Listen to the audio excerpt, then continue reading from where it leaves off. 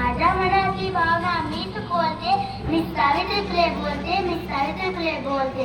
नांदेड जिल्ह्यात वाई माझं गाव, नांदेड जिल्ह्यात वाई माझं गाव. भासणारा तुला नंदिनी माझं नाव. सूर्याप्रमाणे तेज दिसणारे व्यासपीठ, चंद्राप्रमाणे शीतळ छाया देणारे परिसर आणि चांदण्याप्रमाणे चमकणारे माझे मित्रमैत्रिणी, माझे मित्रमैत्रिणी. सर्वांना माझा नमस्कार. माझे नाव नंदिनी. आज मी आपल्यासमोर भारतातील पहिली महिला क्रांतिज्योती सावित्रीबाई फुले यांच्या जीवनातील महत्त्वाचे प्रसंग सांगणार आहे. ते तुम्ही शांतपणे ऐका ही माझी नम्र. सर्वप्रथम सावित्रीबाई फुले यांना माझा तीव्र वंदन. क्रांतिज्योती सावित्रीबाई फुले यांचा जन्म 3 जानेवारी 1831 रोजी महाराष्ट्रातील सातारा जिल्ह्यातील नायगाव झाला. महाराष्ट्रातील सातारा जिल्ह्यातील नायगाव झाला. परंतु महान क्रांतिकारी महात्मा ज्योतिबा फुले यांनी सावित्रीसोबत 1840 लग्न केले.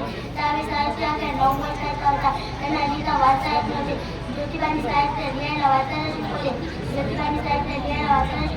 मित्रांनो, जेव्हा ज्योतिबाच्या घरीची फुलाली त्यावेळी अशिक्षित लोक त्यांना टोमणे मारायचे. इतके बोलून माझ्याकडे कंपनी दाखवत होते. म्हणजे तुझ्याप्रमाणे तुझे कुणाला दाखवत नाही, तुझे कुणाला वापरत नाही, तुझे कुणाला दाखवत नाही, तुझे कुणाला वापरत नाही. साडेच्या लेखे आम्ही आम्हाला लोकांची दाखवत नाही. जय ज्योती, जय क्रांती, जय.